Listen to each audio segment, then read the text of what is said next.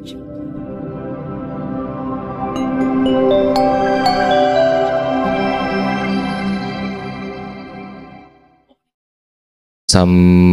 Sambuddhassa. Namo tassa bhagavato arahato samma sambuddhassa. Buddhang dhammang sanghang namasami. Aparutate sangamata sadwara yeso tawanta pamuncantu saddhang. Upasika, upasaka yang berbahagia,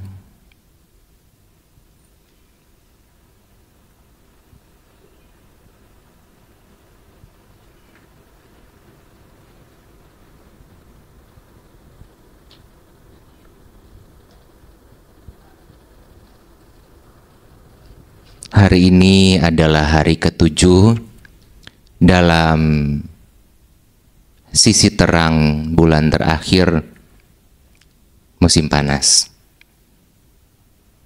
yang berarti esok hari adalah hari uposata untuk perumah tangga, hari ke-8 dalam sisi terang. Dan 8 hari lagi berarti musim panas semestinya berakhir. Hanya saja karena musim hujan tahun ini memiliki bulan tambahan yang disebut sebagai Adhika Masa, maka masuk puasa para biku ditunda 1 bulan, sebagaimana yang diizinkan oleh Sang Buddha. Ketika ada Adhika Masa, maka masuk puasa ditunda 1 bulan. Sebatas pemberitahuan, sebatas sosialisasi, agar sebagai umat Buddha lebih akrab dengan penanggalan Buddhis yang sedikit berbeda dengan penanggalan pada umumnya. Tidak ada tanggal 16 sampai 30, apalagi 31. Yang ada 1 sampai 15, lalu kembali 1 sampai 15 maksimal dalam kedua sisi gelap terang. Jadi 1 bulan terdiri dari 2 bagian. Bagian gelap, yakni mulai dari 1 hari dari bulan terang. Jadi bulan terang itu adalah akhir bulan, bukan tengah bulan, akhir bulan dalam penanggalan Buddhis. 1 hari setelah bulan terang itu tanggal 1 untuk sisi gelap sampai dengan bulan gelap. Bulan gelap itu bukan tanggal 1, bulan gelap itu tengah bulan. Bulan gelap tanggal 15 atau 14 kadang-kadang, tergantung jumlah harinya. Dalam 1 bulan itu kalau 29 kan salah satunya 14. Sisi lainnya 15. Kalau 30, 15. Hanya 29 atau 30. Tidak ada lebih dari 30 hari dalam 1 bulan penanggalan Buddhis. Nah, setelah bulan gelap, dihitung tanggal 1 sisi terang. Nah, gitu. Jadi 15 atau 14-15. Tetapi sekarang kadang-kadang juga 15 lalu 14. Walaupun sebenarnya idealnya adalah ketika ada 29 hari, yang bagian 14-nya itu adalah bagian gelap. Hanya saja mungkin ada pertimbangan tertentu hingga otoritas yang membuat tanggalan menempatkan bulan purnama di hari ke-14, yaitu tidak paham juga kenapa tidak sesuai dengan yang ada di pustaka-pustaka. Ya, ini sebatas mengetahui terkait waktu dalam penanggalan Buddhis. Terkait dengan pembahasan pada hari ini terkait ragam-ragam pemilahan pengenyaman bahu wedania. Bermacam-macam wedana, pengenyaman dipilah. Ya sebenarnya terkait ini bukan hanya terkait pemilihan wedana. Pemilihan apapun kan kadang-kadang membuat pihak-pihak tertentu berselisih paham, menganggap apa yang diketahuinya yang paling benar. Jadi dikisahkan suatu ketika ada seorang mandor kayu, Thapati, mandor kayu. Jadi pemimpin para tukang kayu kan disebutnya mandor kayu ya. Jadi itu disebutnya Wadaki Jeta. Wadaki Jeta berarti yang terdepan di antara tukang kayu, yaitu ya mandor kayu. Penjelasan untuk Thapati bernama Pancakangga. Pancakangga Thapati.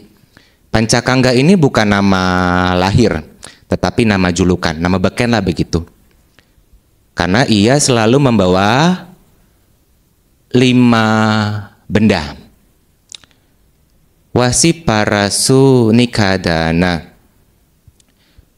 danda, mukgara, dan kalasutanali. Wasiparasu itu kapak beliung. Jadi kapak yang bentuknya di atasnya seperti kayak kapak yang bukan kapak yang lebar begini, tapi kapaknya itu yang memanjang begitu. Kapak beliung ada. Kalau bisa dicari di Google beliung begitu muncul gitu. Sejenis kapak tapi agak beda bentuknya. Kapak beliung ya karena kan itu kapak yang sudah dari mungkin zaman batu begitu. Kapak beliung wasiparasu. Nikadana itu alat pahat. Danda tongkat untuk mengukur. Mungkin seperti penggaris lah begitu. Lalu mugara, martil, atau sejenis palu yang terbuat dari kayu.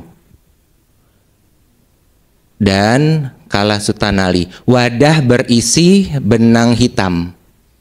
Jadi mungkin untuk mengukur yang lebih panjang daripada tongkat itu supaya lurus begitu menggunakan benang hitam. Dan benda seperti itu masih ada sampai sekarang. Kalau misalkan melihat tukang kayu begitu kan ada yang benang itu dikasih hitam-hitam begitu, dicetak begitu. Itu untuk membuat garis lurus di kayu. Itu masih ada sampai sekarang dan ternyata sudah ada sejak kurang lebih dari 2500 tahun yang lalu.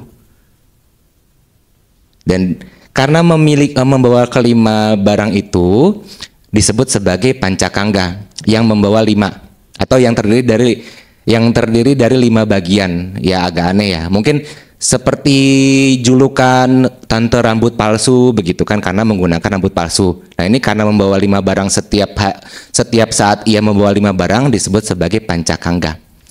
Pancakangga berarti yang memiliki 5 perkakas lah begitu mudahnya. Kalau diterjemahkan mungkin si 5 perkakas begitu.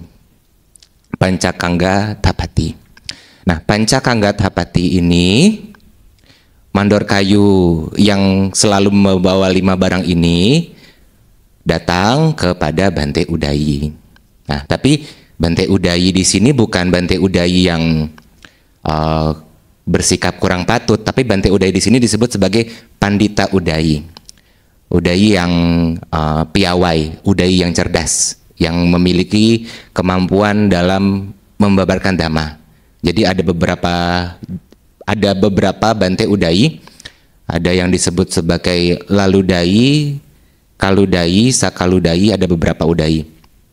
Tapi ini Udayi yang pandai, Bante Udayi yang pandai. Memberikan penghormatan dengan membungkuk ya namaskara lah begitu kepada Bante Udayi, lalu bertanya kepada Bante Udayi.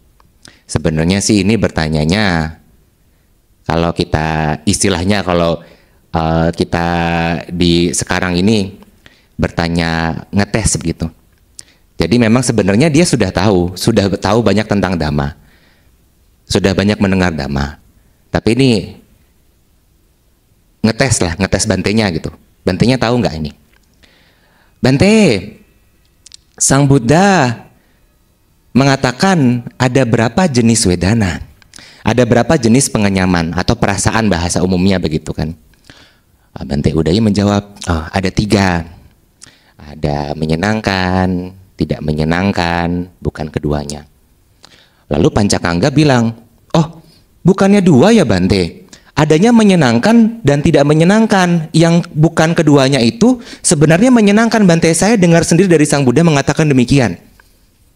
Bante Udayi bilang, tidak, ada 3, menyenangkan, bukan menyenangkan, dan bukan keduanya begitu. Adukama Sukha Wedana atau UPK lah bahasa lainnya. Tidak Bante, hanya 2. Saya tahu betul hanya 2. Yang Adukama Sukha itu sebenarnya adalah Sukha Wedana. Sampai 3 kali berdebat seperti itu didengar oleh Bante Ananda. Jadi kita melalui kisah ini bisa mengetahui rumah tangga yang semacam mengetes atau mengajak debat biku itu tidak baru terjadi sekarang begitu kan. Ya sejak dulu begitu. Ya mungkin tidak pernah terjadi di sini sih, mungkin di tempat yang jauh di sana. Ya tidak pernah sih di sini, umatnya tidak pernah ngajak debat kok. Ya di sini, maksudnya yang di sini kan, tempat yang lain lah, di Kuti mungkin. Ya bukan menyindir atau bagaimana, tetapi ya ini memang hal yang biasa terjadi tandanya kan, bahwa di dalam sutta pun ada kisah seperti ini. Bukan hal yang aneh, bukan hal yang luar biasa. Ketika ada rumah tangga tertentu yang ya mengajak berdiskusi sosok biku tertentu dan tidak puas dengan jawaban biku tersebut, hingga ya terjadi perdebatan. Bante Ananda menyampaikan kepada Sang Buddha, Bante, terjadi perdebatan antara Pancakangga Tapati dan Biku Udayi begitu, Auso Udayi. Sang Buddha menjawab, oh itu adalah hal yang wajar. Keduanya sebenarnya benar. Dalam konteks tertentu keduanya benar. Karena Sang Buddha mengajarkan wedana dalam beragam pemilahan. Kadang 2, 3, 5, 6, 18, 36, 108. Masing-masing ada konteksnya. Masing-masing ada fungsinya. Kenapa dijelaskan sekian, sekian, sekian. Tetapi ketika seseorang yang tidak bisa menerima kebenaran dari sudut pandang lain, ia akan menolak, walaupun itu sebenarnya benar. Jadi terjadi perdebatan seperti itu. Dua-duanya sama-sama benar. Apa yang dimaksud sebagai 2 jenis wedana? Ya secara umum kan dipahami suka dan duka. Tetapi kalau dalam sudut pandang lain, ya ini terkait dengan penjelasan arta kata, yaitu kaika wedana, cetasika wedana. Pengenyam yang sifatnya jasmaniah dan juga batiniah. Itu lebih jelas terbagi 2. Walaupun dipilah lagi, ada suka duka di masing-masingnya, begitu kan.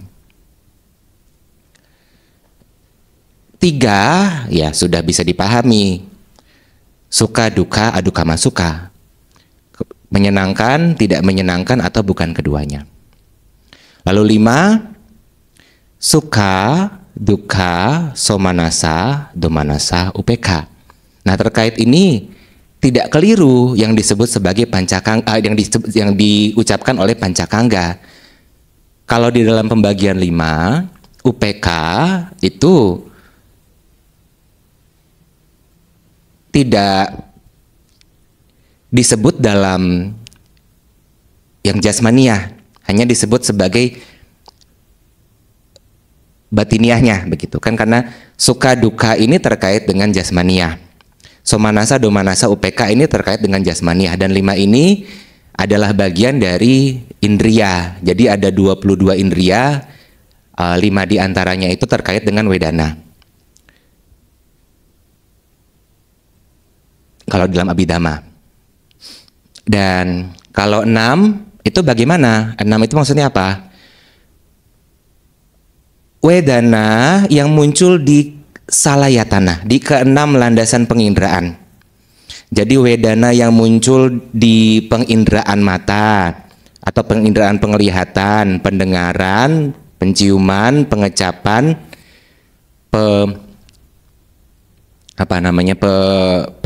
penyentuhan begitu ya, penyentuhan dan pengamat atau ya pemikiran lah begitu. Ya agak susah juga disebut sebagai disebut apa mano ayatana gitu. Kalau semua diterjemahkan pikiran nanti kecampur-campur kan. Witaka pikiran ya pemikiran lah sebutlah untuk mudahnya. Jadi di keenam landasan itu, wedana yang muncul di keenam landasan itu. Nah, lalu kan tadi 6, setelah itu 18. 6 ini dikali 3. Jadi 6 wedana yang muncul di keenam landasan penginderaan dikali suka, duka, upeka. Dikali 3. Dikali 3 menjadi 18. 18 ini dikali 2. Terkait dengan gehasita dan nekhamasita. Maksudnya bagaimana? Pengenyaman atau perasaan yang secara umum itu dimiliki oleh perumah tangga, atau yang nekhama ini sebenarnya biasanya terkait dengan pencapaian-pencapaian spiritual tertentu yang umumnya bisa dimiliki oleh yang telah menempuh kehidupan tanpa rumah secara umum begitu. Jadi biasanya yang disebut sebagai nekhama sukha itu ya terkait jana misalkan. Contohnya demikian. Atau sebenarnya ya secara umum pengenyaman-pengenyaman yang dimiliki oleh mereka yang hidup sebagai pabajita. Karena kan secara umum kalau mereka benar-benar hidup sebagai pabajita memiliki cara hidup yang benar-benar berbeda dari berumah tangga. Ya kecuali kalau yang bungkusnya pabajita tapi hanya sebatas bungkusnya. Ya misalkan, dan itu tidak hanya sekarang kan, ketika Sang Buddha masih hidup juga ada. Lalu terkait dengan 108 ini, dikali 3 lagi. 36 dikali 3 lagi. Jadi 108. Itu terkait dengan yang masa lampau, saat ini, dan yang akan datang. Ya pastinya harus dipahami pemilihan masa lampau saat ini dan yang akan datang itu sebatas fungsinya. Bahwa kan kalau kita memahami lebih jauh lagi apa sih yang disebut sebagai masa lampau, apa sih yang disebut sebagai saat ini, apa sih yang disebut sebagai yang akan datang, kalau segalanya itu adalah proses yang dianggap muncul, dianggap padam. Ya, dianggap muncul, dianggap padam. Kenapa ada kata dianggap di sana? Karena apa sih yang muncul, apa sih yang padam? Kalau kepadaman itu adalah kondisi kemunculan yang lainnya, begitu. Ya, ini sebatas untuk memperjelas bahwa istilah pemilahan masa lampau, atita, yang akan datang, anagata, dan pacupana saat ini ya sebatas untuk bisa memilah bahwa ada proses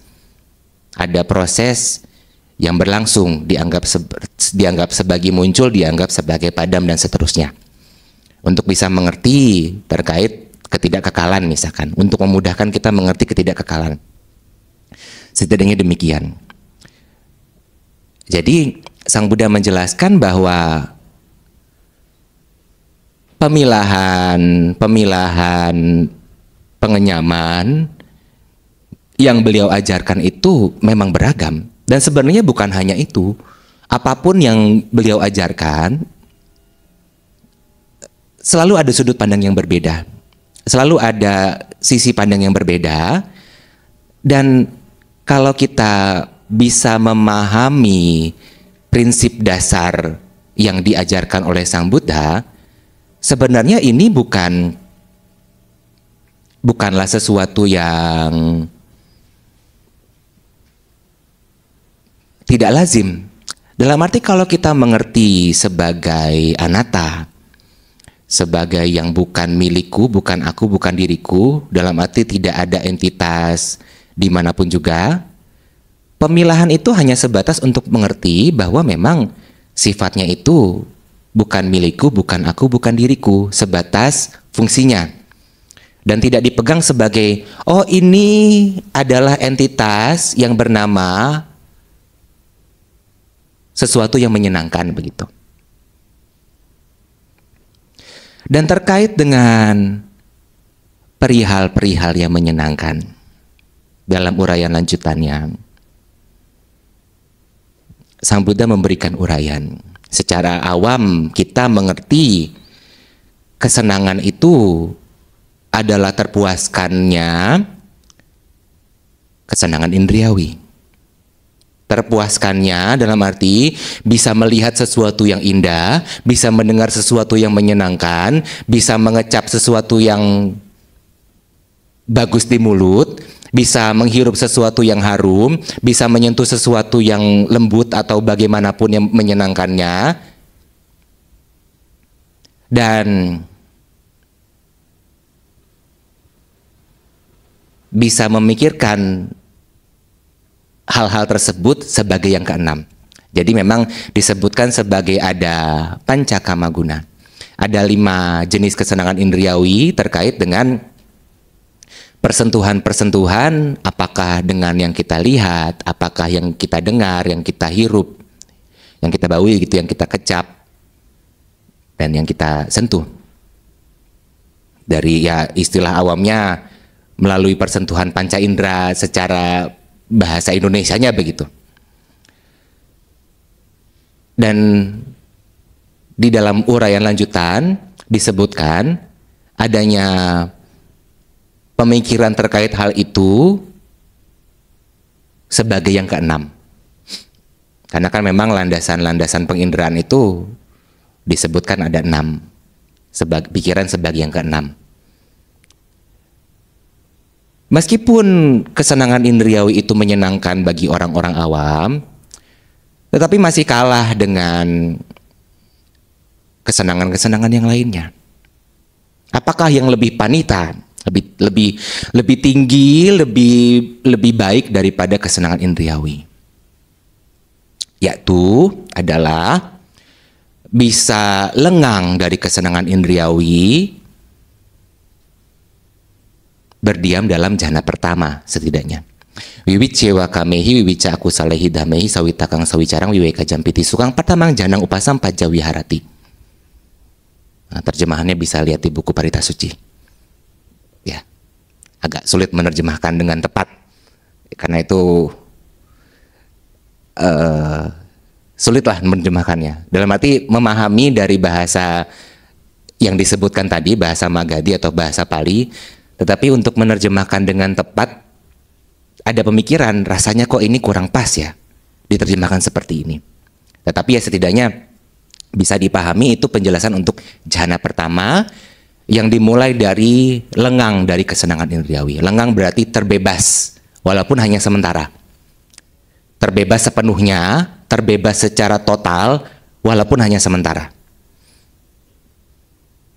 Kebahagiaan yang didapat dari itu jauh lebih tinggi, jauh lebih istimewa, tetapi masih kalah dengan jhana kedua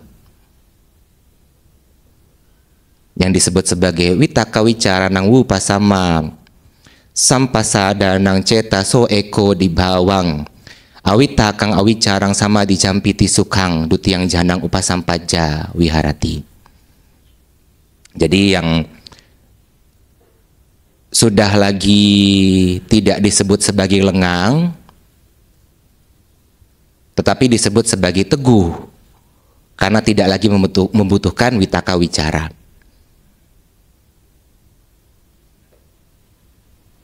Dan jhana kedua ini masih kalah dengan jhana ketiga. Jhana ketiga masih kalah dengan jhana keempat. Apakah jhana keempat yang tertinggi? Tidak juga. masih kalah dengan Akasanancayatana. Akasanancayatana masih kalah dengan Winyanancayatana.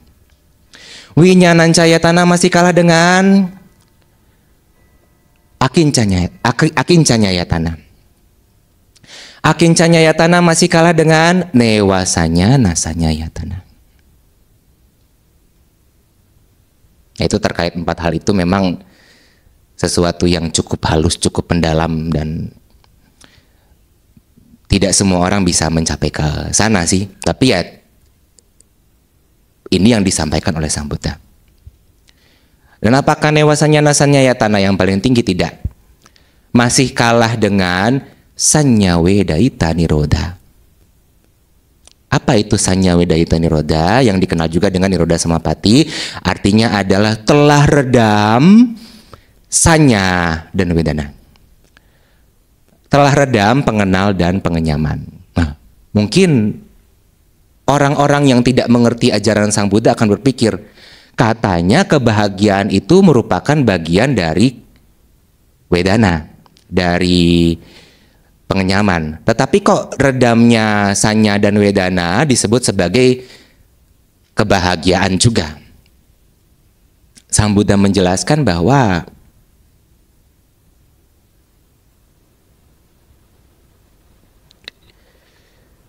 tidak selamanya sukha, kebahagiaan itu terbatas pada sukha wedana, kepada yang disebut sebagai pengenyaman kebahagiaan.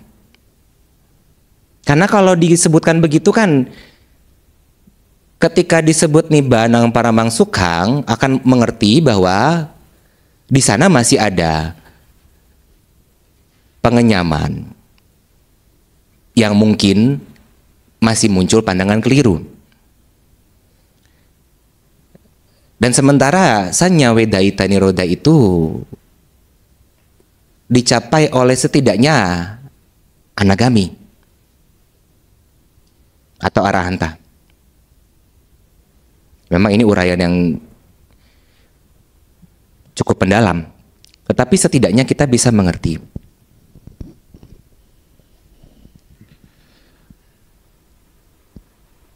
Ada kebahagiaan yang lebih tinggi dari sebatas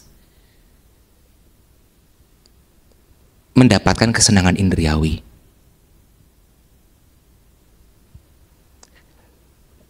Dan terlepas dari itu, alam-alam bahagia secara umumnya, kalau banyak orang mengharapkan terlahir di alam bahagia secara umum, yang disebut sebagai alam bahagia, alam sugati itu masih dalam lingkup kesenangan indriawi. Sebenarnya bukan hal yang patut bagi kita yang mengaku sebagai siswa Sang Buddha melakukan apapun demi terlahir di alam bahagia. Walaupun tidak buruk terlahir di alam bahagia, masih lebih baik daripada alam menderita. Tetapi kan ketika kita mengharapkan tindakan-tindakan bajik yang kita lakukan mengondisikan kelahiran di alam bahagia, tandanya kita masih belum sepenuhnya mengerti apa yang diajarkan oleh Sang Buddha, apa yang sepatutnya menjadi tujuan.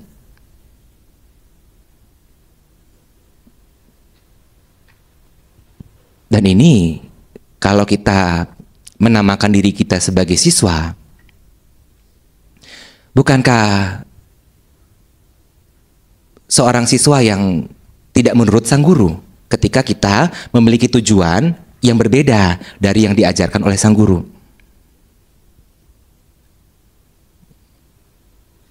Apakah yang diajarkan oleh sang guru adalah padamnya penderitaan secara total, yang itu berarti tidak terlahir di alam manapun juga? Meskipun seakan mustahil, meskipun seakan tidak mungkin dicapai pada kehidupan kali ini, tetapi apa alasan kita untuk tidak menjadikan itu sebagai tujuan? Bukankah karena kita masih beruntung, masih mendengarkan Dhamma, walaupun tidak bisa dicapai pada kehidupan kali ini, kita bisa mengembangkan yang bisa kita kembangkan pada kehidupan saat ini semaksimal mungkin. Dan kalau mau ditanya apa sih caranya agar kita bisa terbebas dari penderitaan secara total tanpa adanya lagi pendomplengan-pendomplengan yang menguntit, sepenuhnya memahami 4 kebenaran mulia. Itu yang menjadi dasar kita untuk bisa memahami. Dan terkait dengan uraian bahwa uraian pengenyaman disampaikan oleh Sang Buddha dengan berbagai macam cara, berbagai macam konteks. Sesungguhnya uraian yang berbagai macam, desana yang berbagai macam, praktik-praktik yang berbagai macam, keseluruhan nilai luhur yang disampaikan dengan cara yang beragam, semuanya tercakup dalam 4 kebenaran mulia. Jadi ini yang menjadi hal esensial yang kita harus pahami dengan sepenuh-penuhnya, dengan sejelas-jelasnya, sehingga benar-benar kita bisa yakin bahwa kita menjadi siswa yang menurut Sang Guru, yang bisa mengikuti jejak beliau.